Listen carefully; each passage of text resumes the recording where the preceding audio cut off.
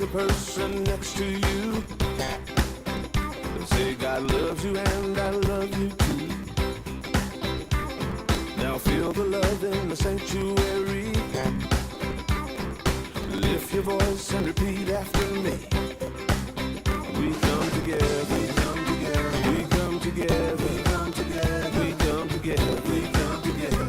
In the name of love, we come together, we come together, we come together, we come together, we come together, we come together. In the name of love.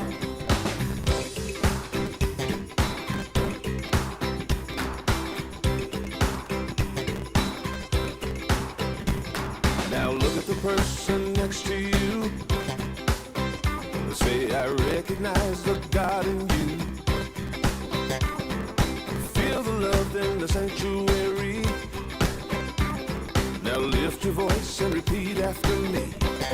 Oh, we come together, we come together, we come together, we come together, we come together, we come together. In the name of love, we come together, we come together, we come together, we come together, we come together, we come together. In the name of love, from every walk of life, every walk of life, every creed and color, every creed and color, again should we unite in honor of the God in each other. Take a look at the person next to you. Say, namaste, I bow to you. Feel the love in the sanctuary. Feel the love in the sanctuary. Lift your voice and repeat after me. Oh, we come together.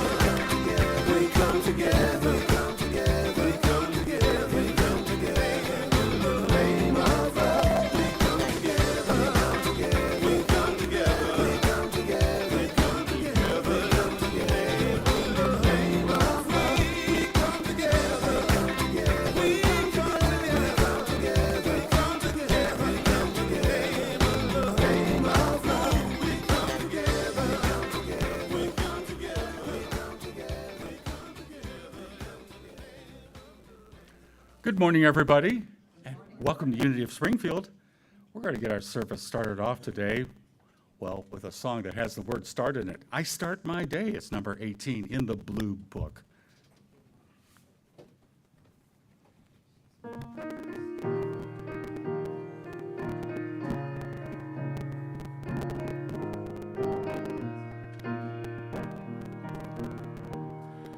I start my day with love. When I start my day with love, that's what I get more of, is love.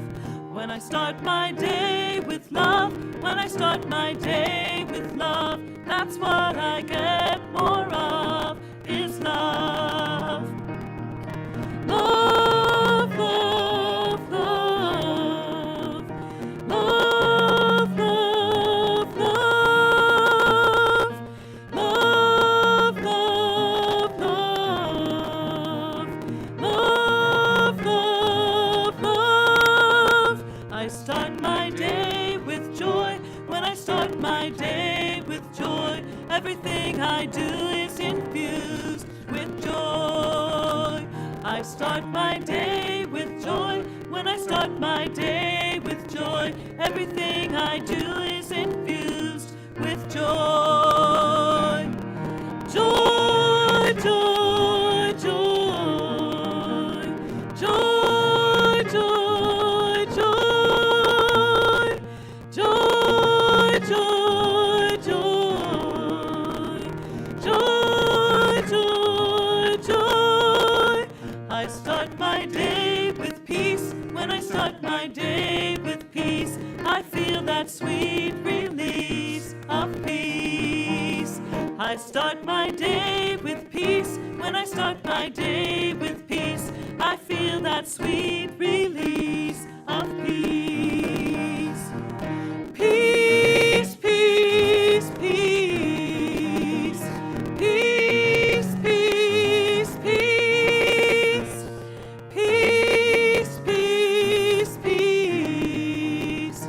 Peace, peace.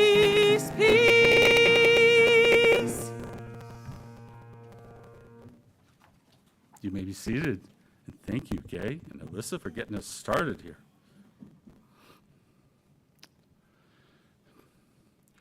Well, we have lit this Christ candle as a part of our connection to the greater unity movement, and we connect and hold individual ministries in prayer every week.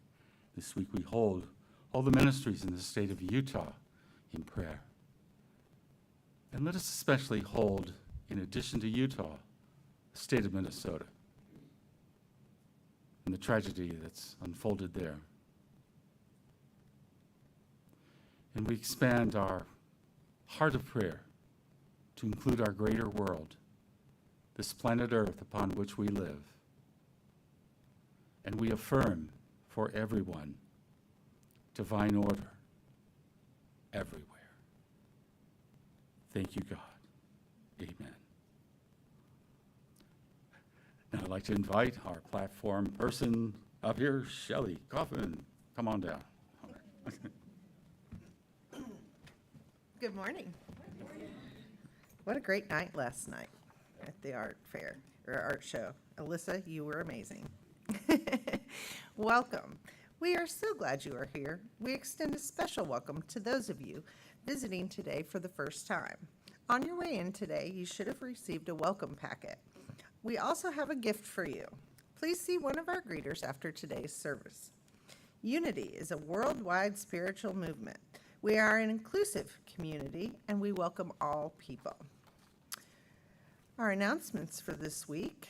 Join us next week, June 22nd, as our guest speaker, Peggy Tell, LUT, delivers the Sunday message. And the following Sunday, June 29th, Karen Kelly, LUT, will be guest speaking. Reiki treatments will be offered after the service in the chat room.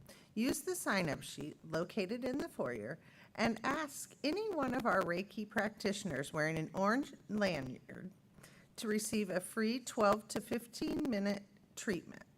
If you are number 1 and number 2 on the sign-up sheet, go to the chat room. After the service to be... Shelley, I don't think there's anybody here to do Reiki. Oh, okay, so there's no Reiki today, I'm sorry.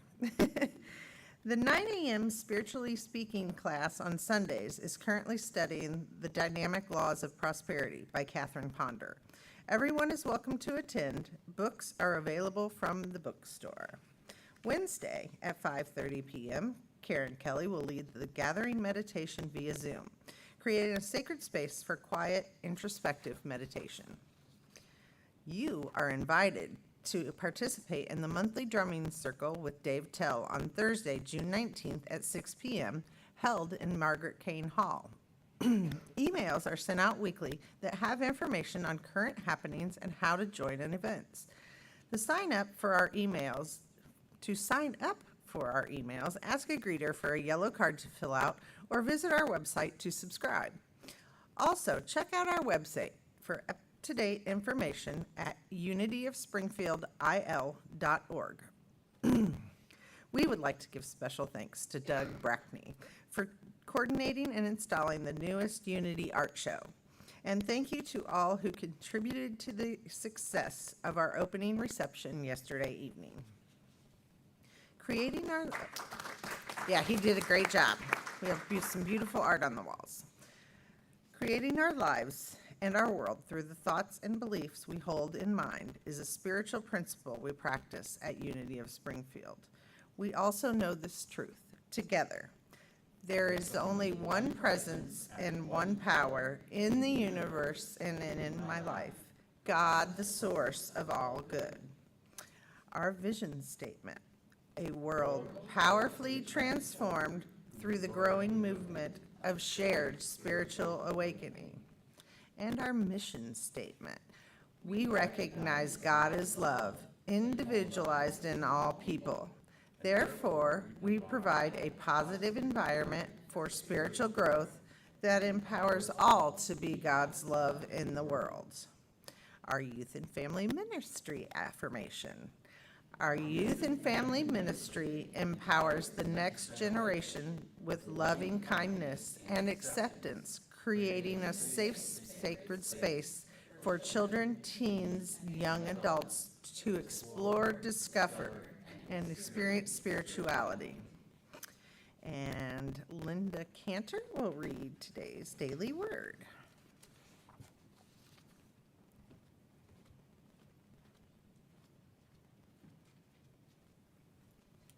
Good morning. Good morning. Sunday, June 15th, 2025, and the words for today are Father's love. I bless those special ones who have shown me Father's love. A father's love is like no other. It gives me the warm feeling of protection and gentle guidance and inspires me to live up to its example. Father's love takes many forms. It might mean helping with homework, coaching sports, and teaching of all kinds. It might mean the wise counsel and loving guidance that prepares children to be self-sufficient and ready for the freedom and responsibilities of adulthood. A father's love may come from many earthly sources. No matter who showed me this love, its origin was divine. God is at the heart of all fathers' love. I pray that all fathers and father figures feel the appreciation of those they teach, love, and protect. May they know the love of God as they have brought it into the world. And from Isaiah chapter 38, verse 19, fathers, make known to children your faithfulness. Again, our words for today are Father's love, and if you'll join me in the affirmation, I bless those special ones who have shown me Father's love.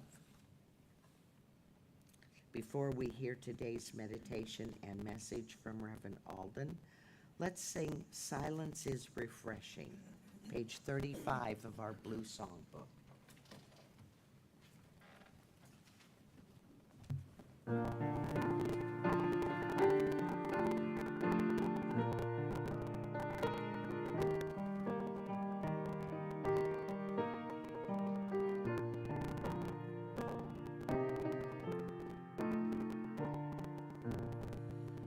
Silence is refreshing anytime throughout the day. Silence holds wisdom to guide us on our way. Silence is teeming with possibilities, flowing abundant opportunities. Silence is relaxing. Close your eyes, step inside. Silence is shelter from the world outside. Silence is bursting with love, serenity,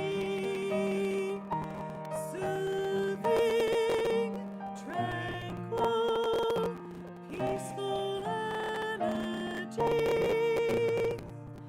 Silence is renewing any moment, any hour.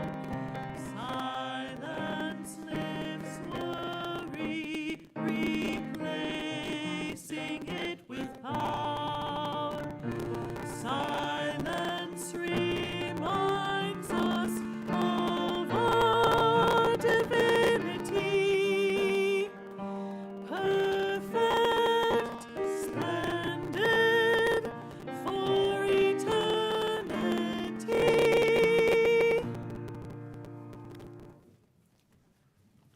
I'd like to thank everybody who makes our service possible, especially our music staff, to Gay and Alyssa, who so beautifully lead our congregational singing and so many other things.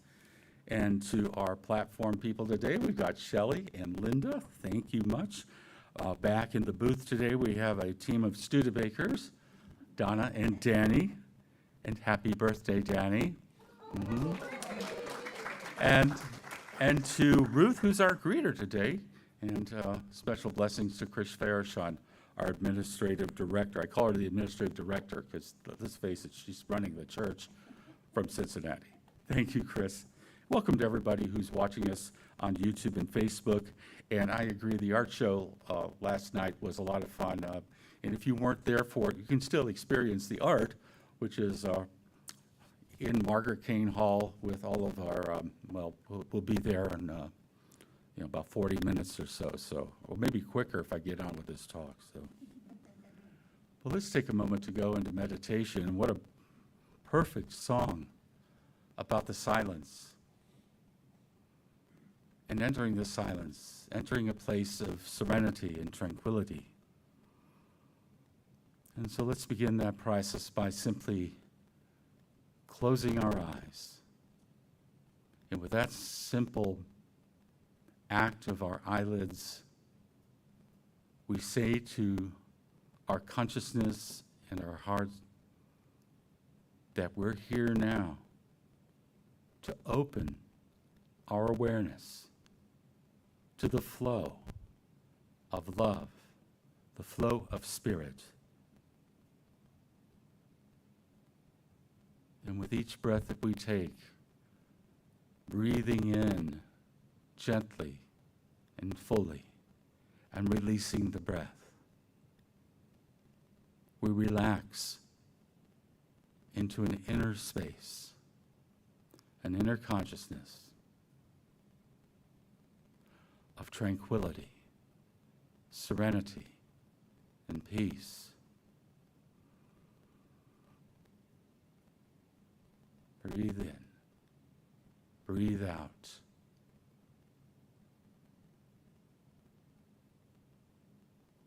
And through this process of inner focus, this process of inner reflection and meditation, we can become aware of the flow of ideas, of thoughts, and of emotions and feelings within us. Most of the time, we're simply in those to the extent that we almost think we are them. And in meditation, we're able to observe the flow of these realities, these creations of the mind.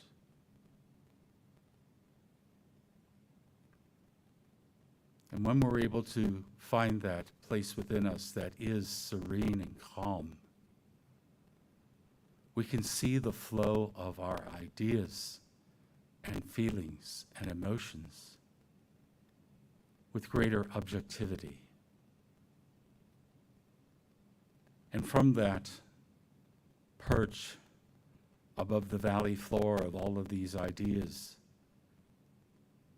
and movement of emotions, we're able to see how we can make course corrections and how we think and feel and respond to the events, to the experiences of our lives.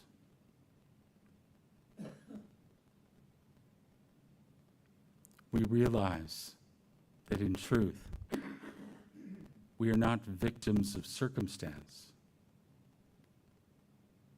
We are co-creators with the infinite Spirit of God.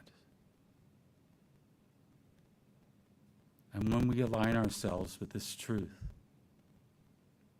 we're able to co-create with the flow of divine energy and love and spirit the life that we want to live, a life of joy, of love, of peace, of inspiration, compassion, a life of creativity and blessing and abundance. And so we wrap our hearts around this truth. We see what we need to do to move us in the direction that we are led to go. And we realize that everybody has this same ability, has their own calling, has their own directions. And from this place of inner peace and serenity, we learn to be okay with that, to live and let live, and to be supportive of the dreams and goals and aspirations of others.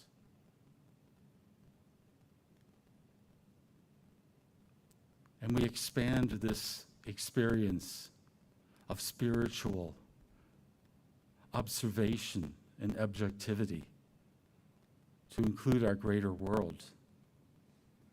And yes, we do observe all kinds of creations,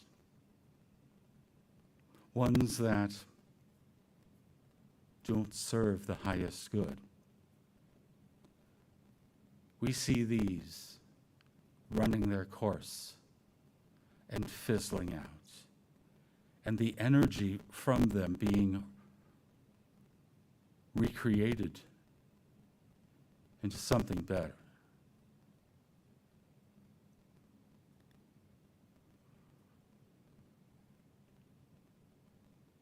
And so we bask in the light and the radiance of spirit.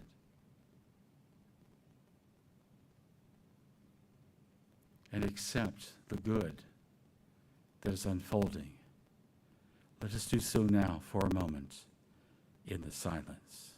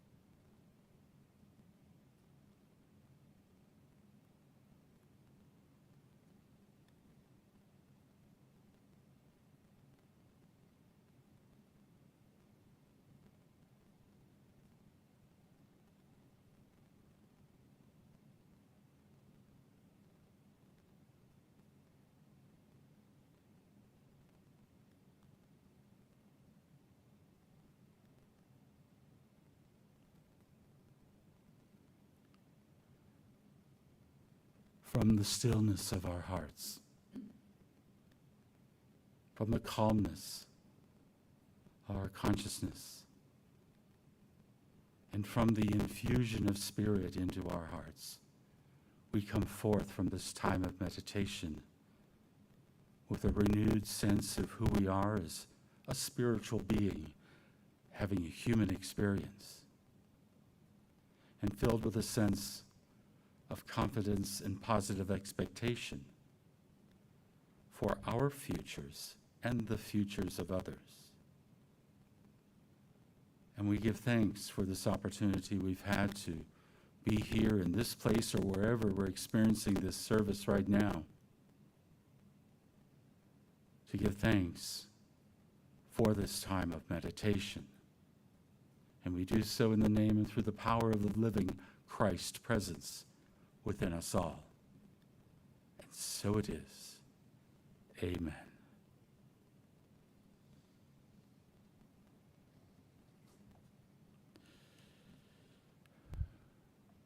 Well, I'd like to wish everybody a happy Father's Day.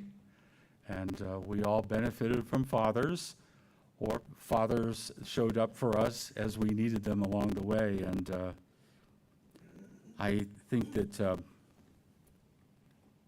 this dog here is one that's going to help us understand the subject for today. Divine order all over the place. How could it relate to this particular scene? And what do you do if you discover your dog or your pet?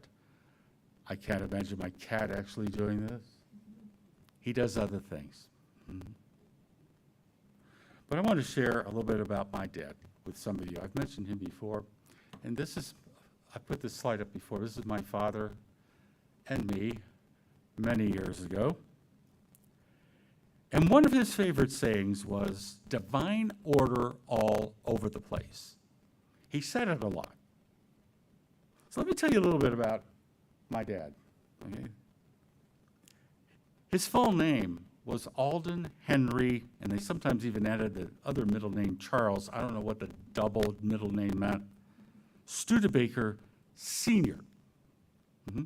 Senior. He was always called Henry or Hank. He was never called Alden. That was his dad's name, my grandfather. His first name was Alden. And apparently when they were looking to name my grandfather, the story goes, they were looking for a name that had never been in the family, and they succeeded. Because it's a very unusual name. After 68 years, I'm still trying to get used to it.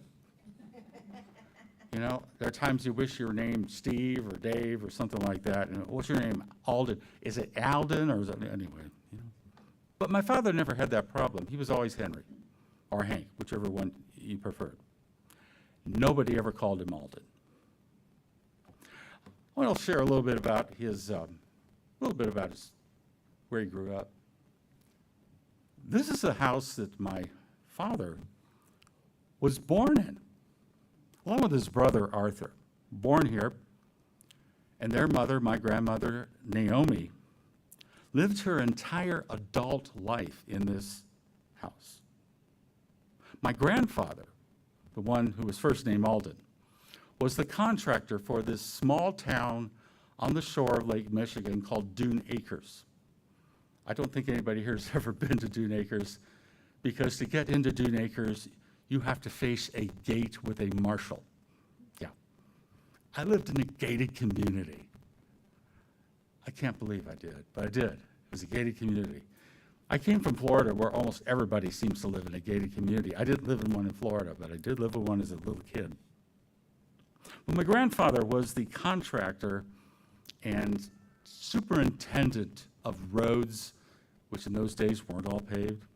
And he built all kinds of houses in this town. And if you get into this town and drive around and look at the older houses, he built those. And he built this house here. And he built it in 1926. And he did it in a couple of stages. It didn't start out at the full size it was. I think it was about 600 square feet, and it jumped up to 900 square feet later. You can see this is the Zillow for it as of a few days ago. It's listed at 904 square feet, 1 bedroom, 1 bath. You could call it a 2-bedroom, 1 bath, but it is a tiny little house. And all the stories my dad talked about growing up there when their Uncle Joe was taken out of an Army veterans home somewhere in Illinois to come live with them during the Depression because he had a Civil War pension. Got the family through the Depression. Oh gosh, the stories. I don't have time for them, sorry. But if my grandfather knew that this house that he built, this little bungalow, 900 square feet today, would be valued at $438,000. Holy smokes. What you might find surprising about my father, especially with this statement, divine order all over the place, is that he was not a particularly religious person. He was a mechanical engineer. He got his engineering degree from Purdue. He also had an MBA from the University of Chicago. He was a member of Mensa. Whew, yeah. He had a lot going on up here. Yeah. He was a mental titan compared with me. They even had me take the test one time. Yeah, my IQ was just a little below the Mensa level. I guess that's okay, right? Yeah. Let me show you another side of this house here. You see that stairwell going up to the back side of the house there? Well, my grandfather built that back in the 20s. And he built it out of chunks of granite, rock. And I remember having to walk up and down those very uneven stairs as a kid. And you had to really pay attention to where you put your feet. And because they were very irregular rocks. And over time, they got even more irregular. And it was very hard to walk up and down those stairs. If you need a second opinion, just talk to Donna. She'll tell you. Well, one of the nearby houses in the neighborhood was demolished. They took the house down and built a new one. Of course, it's sitting right on Lake Michigan. The house was okay, but somebody had some money. And they started, tearing it apart and dumping everything there to be hauled away. And my father and his brother noticed there were these large slabs of concrete that were just laying there, going to be hauled away. And so they decided to appropriate them for the rebuild of this stairwell. All right, there's my dad up there. Yeah. You gotta remember, this is a hillside. This is a dune. This is like sand dunes with trees on it. So there you go. Mm-hmm. So he took a bunch of garbage and waved his magic Purdue engineering degree wand over it and declared divine order all over the place. And let me tell you, you put a level on those stairs straight across. No tripping, no nothing. A broken down stairwell became a stairway to heaven. And for your information, you see where his foot is standing at the top of the stairs? That's where he made his transition. I kid you not. When they found him, he was right there at the top of the stairs, ready to go back to his second wife, Marion, who lived in Valparaiso. My dad would spend time there on the weekends and go home on the weekdays. And that's where he was found. What is divine order? What does it mean when we say divine order? It's a very common phrase in Unity.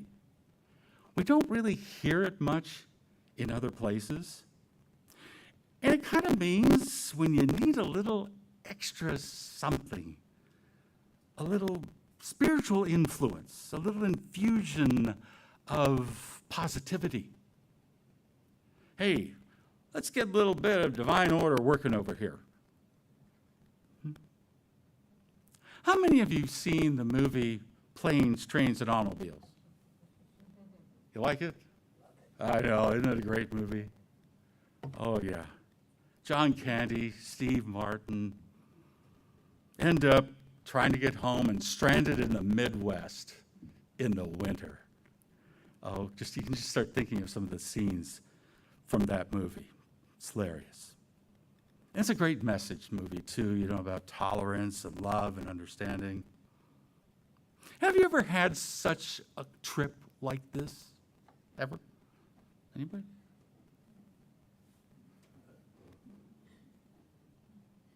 Well, let me tell you about one. You see, it was a Friday afternoon, June 26, 1998. And Nathan and I boarded a Northwest Airlines flight. You remember Northwest Airlines? Mm-hmm. From Portland to Minneapolis. By the way, Nathan is Danny's brother. And this is Nathan being eaten by a dinosaur. And we had been to Portland for a Unity convention. And he went with me. We stayed also in a room with a colleague of ours, a friend of ours, who was from Bloomington, Indiana. So we could share expenses, keep the costs down for our churches, so we could go to this convention. And we also did some other visiting in the area. I went up to Seattle, did some guest speaking there at the church of somebody you heard speak recently, yes, 1998. We went up into Canada to this museum, and if you're into dinosaurs, this is the best museum in the world. I know the Field Museum's good, the British Museum of Natural Sciences is good. This is the Royal Tyrrell Museum of Paleontology in Drumheller, Alberta, where they actually find the dinosaurs in the ground. It's a very cool place. So I just thought this would be an appropriate photo to show you who Nathan is. So we've been up there. And so we got our flight to Minneapolis, where we're going to make a connecting flight to Indianapolis.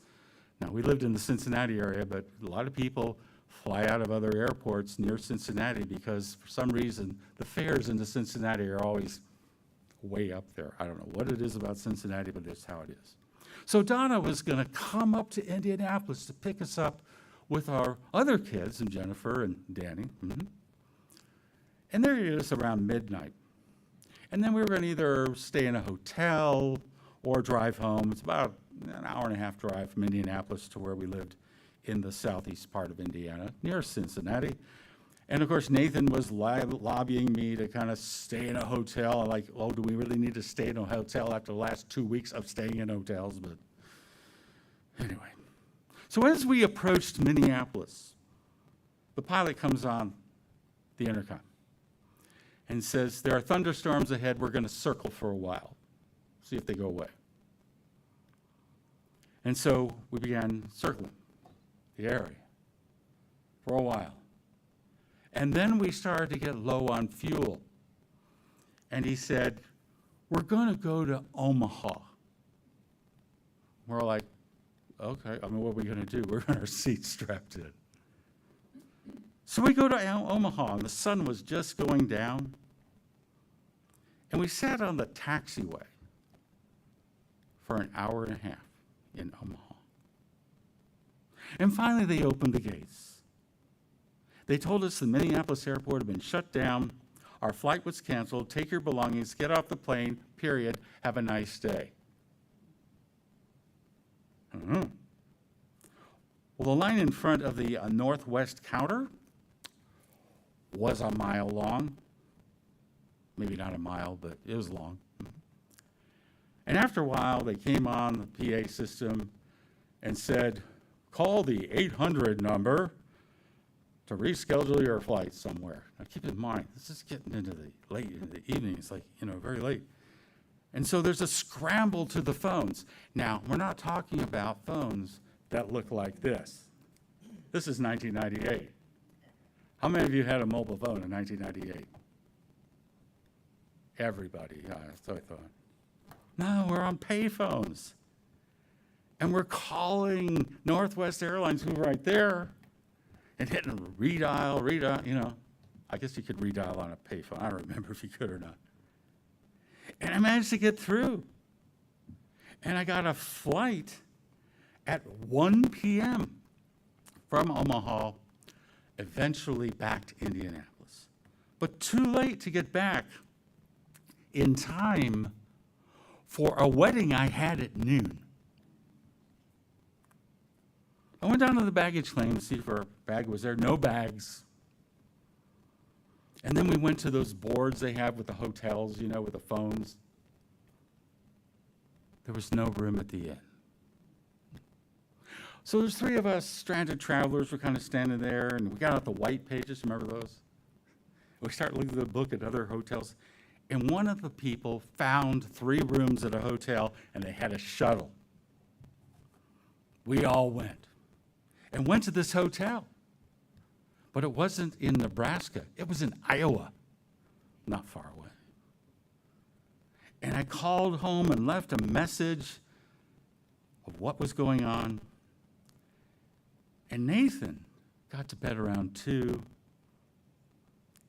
I don't think I went to bed. And around 3 o'clock, Donna calls from home and tells her story.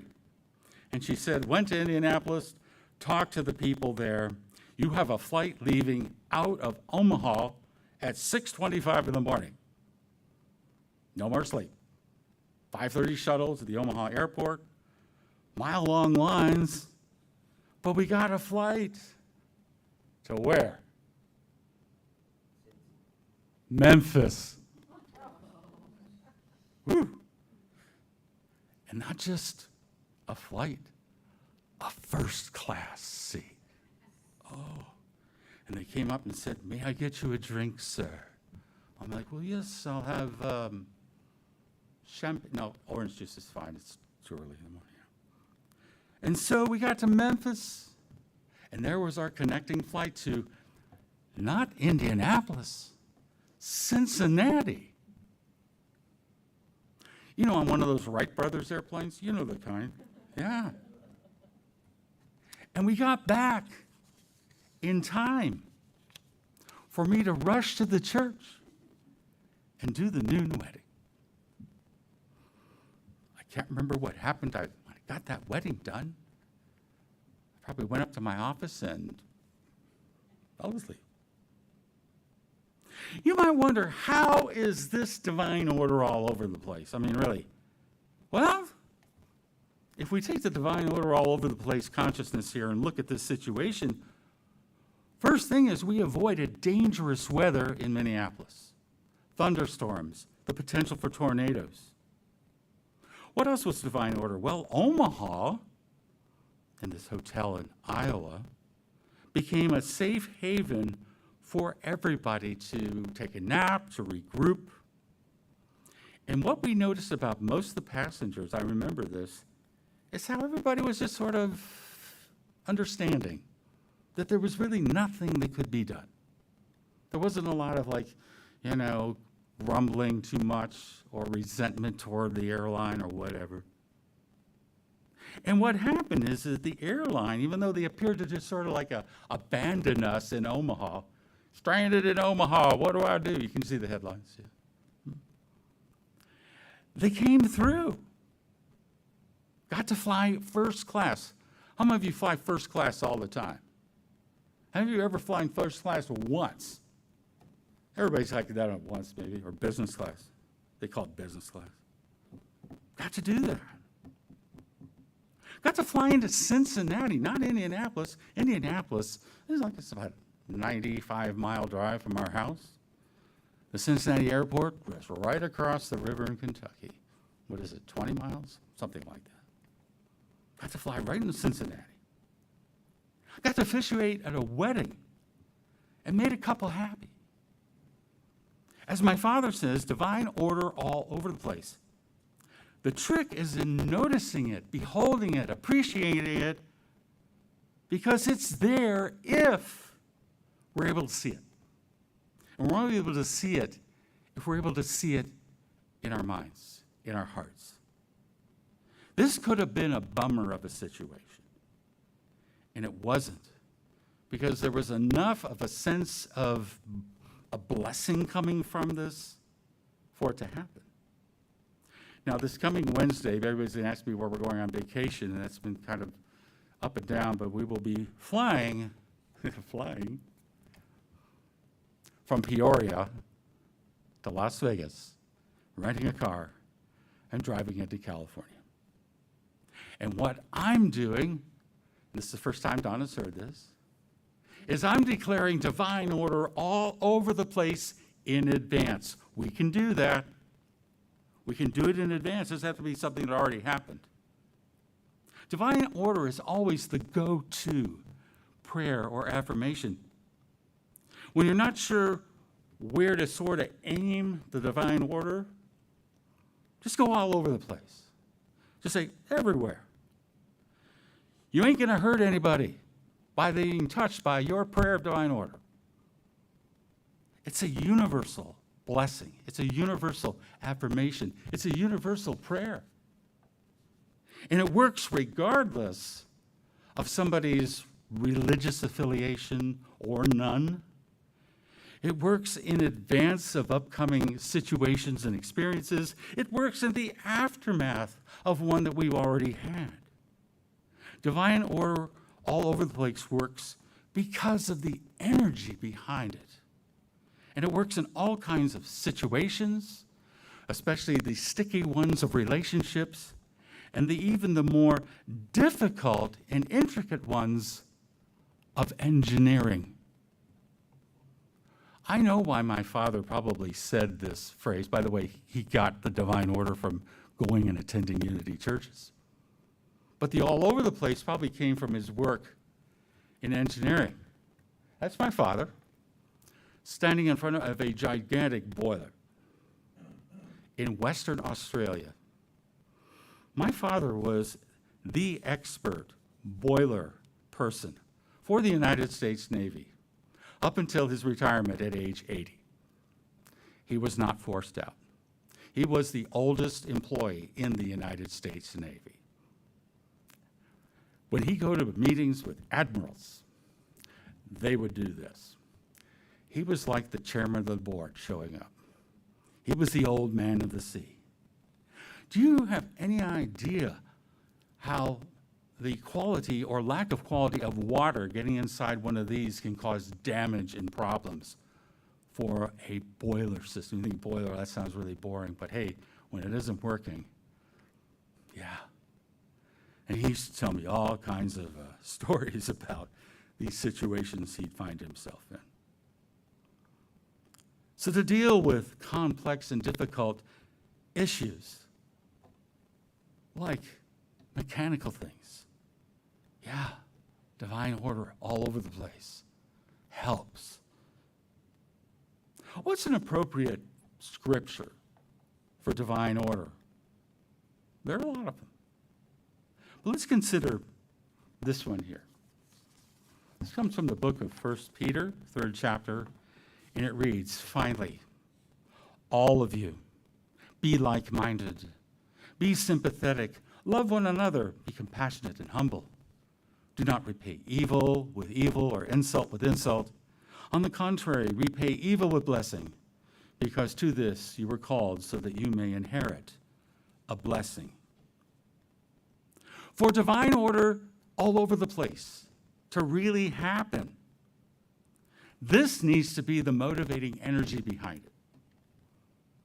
We can't declare divine order except withhold it from so-and-so. I don't want that person to get this. It doesn't work that way. It can't work that way because divine order means the highest and best and perfect outcome for all. It's not a zero-sum principle concept where there are winners and losers. Everybody benefits in some way. Now, right now, there are a lot of situations going on all over the world right now, all over the place, as my dad would say. You know, just past week, stuff in LA, Washington, D.C., Israel attacked Iran, Israel, Hamas, and Gaza. That is a situation. The one that's been going on for over 3 years, Russia invading Ukraine. Ow. Sorry. Donna told me to move this candle up here, and I told her I can't do that because if I do, then it's hard to see the screen, if you're just wondering why it's back here, and I will continue to hit it. Well, not always, but sometimes. But you know, we got situations all over. Who's going to win the Stanley Cup, Edmonton or Florida?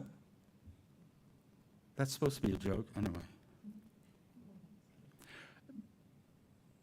It can feel a bit overwhelming.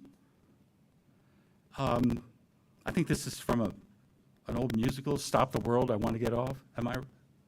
Yeah, I don't remember which one it was, but that's when we need to invoke this prayer. Divine order all over the face.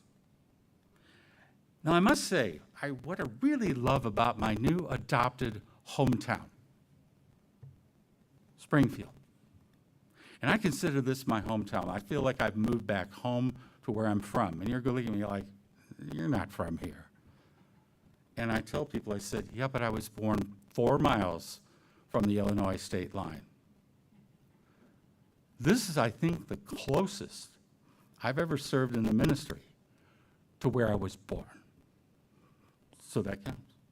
And one of the things I love about here, it's not the horseshoe, I'm sorry, is how Springfield celebrates Flag Day. Awesome, the way we celebrate Flag Day. I always wanted to celebrate Flag Day, but never really did it up right. You know, go Betsy Ross. Yeah, it's cool. Here's Betsy. Heavens to Betsy. There we go. The whole, by the way, if you look up Betsy Ross, you find out it's a little bit of mythology about her. But we make mythology and then it becomes history, right? But we have Betsy Ross here with the flag. And so yesterday, I went down to the Capitol to celebrate Flag Day. And yeah, I made my own, where is it? Here it is. I made my own sign to celebrate Flag Day. You all see that fine? If you can't see the screen, and for those of you who are watching online right now, it says, "Happy Birthday, the American Flag."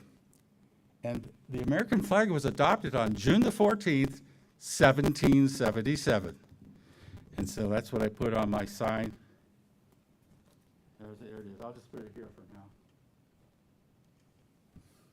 It's homemade, by the way. I didn't order this online or anything. So I'm down there with all the other Flag Day revelers, having a great time. I saw people I knew, which is cool. You know, I'm not really from here, but when I see somebody who is from here that I know, that was great. And there was divine order pouring out all over the place in abundance. I mean, tons of that. And there more people kept coming with their homemade signs too. But I got to tell you guys, I like my sign the best. And I dressed up a little bit like I did a couple Sundays ago with the fedora. And I had this Blues Brothers t-shirt. Yeah, it's fun. And then there was this one guy, we're standing on the grassy part. You know, it's easier to stand a long time on grass than concrete. That's what Donna told me, so that's why we moved to the grass. And there's this guy here with his 10-year-old daughter. And his name is Adam. And I walked up to him, I said, Adam, or hello, and we introduced himself. I said, I really like your sign. And what I liked about his sign is that it was in Spanish. We're not talking academic Spanish either, because I knew what the words meant, even though I'm not fluent in Spanish. And that was awesome, to hang out with this guy and to find out that he was a native of Springfield. And I thanked him for letting me immigrate here from Florida. And I told him I would get to the building and get my resident alien status all set with the state of Illinois. And he told me he worked for the state of Illinois, and I go, yeah, I'll get it in right away, okay. I had fun on Flag Day. Best time. I pray that if you're traveling this summer, that your travel experiences were as good as Nathan's and mine's were in 1998. Now you might be thinking, really? That's a little strange. But if they're uneventful and easy and as scheduled, that's great. But if they're kind of like ours were, if they were kind of planes, trains, and automobiles, think of that as being great as well. Divine order. Because you start to experience your own blessings. We do. When we allow Spirit to kind of take over, to let divine order be all over the place, regardless of whatever the circumstances are. And there are all kinds of, we would call challenging experiences that people are going through right now. I know because I hear from you. And if you find yourself in one of those right now, in the midst of a challenge, or you have family members who are going through a rough time. Declare divine order all over the place, and especially in those situations. Just send that prayer out, number one, because that will help all of us, yourself and everybody in the situation, to calm down, to become still, to start seeing the blessing, because it'll carry us through. And we will be amazed at the divine order that starts to show up in our lives and in the world. Now, I want to share a song right now. I practiced it last night at the art show. We all know about Brian Wilson passing away from the Beach Boys. What an incredible musical person he was and still is, just not in his physical body right now. So I want to share a song that I think you'll find helpful in understanding divine order and finding that special place within that we can go. So I'm going to move over here.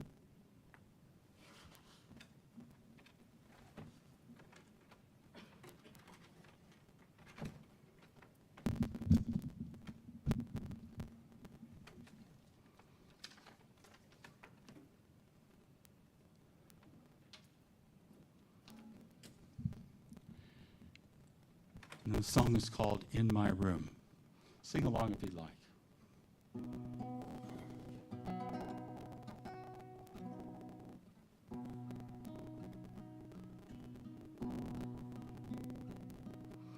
There's a world where I can go and tell my secrets to, in my room. In my room, in my room. In this world I lock out all my worries and my fears. In my room. In my room. In my room. To my dreaming and my scheming, lie awake and pray. Do my crying and my sighing, laugh at yesterday. Now it's dark and I'm alone, but I won't be afraid. In my room, in my room, in my room, in my room, in my room, in my room, in my room.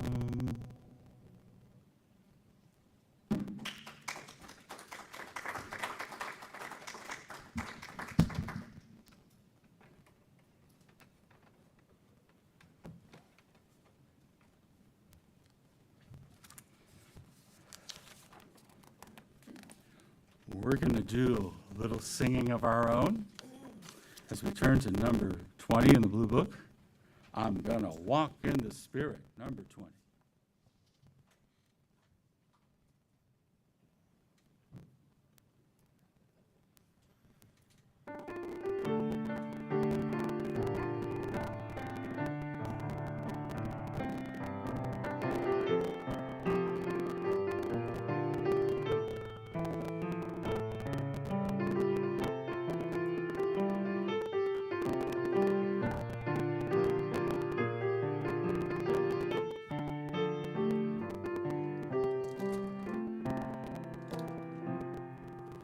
I'm gonna walk in the Spirit every day.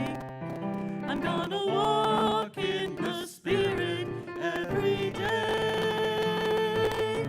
I'm gonna stand in truth. I'm gonna be the light. I'm gonna claim my power day and night. I'm gonna walk in the Spirit every day.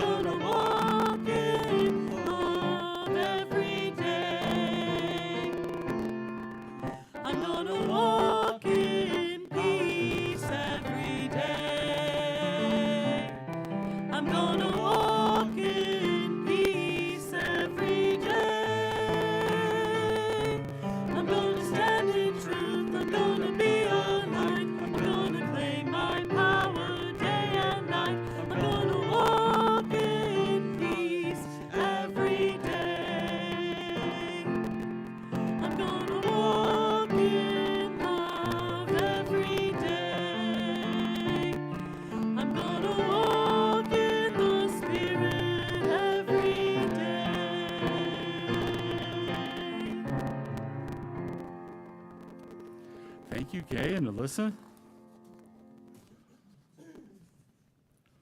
Well, we prepare now for a time of giving and receiving, and are appreciative of all the good that is coming to this ministry to help it fulfill its mission and vision in our community. And so if you came here today with a gift to share, we have bowls in the front, in the back of the church to receive that gift physically.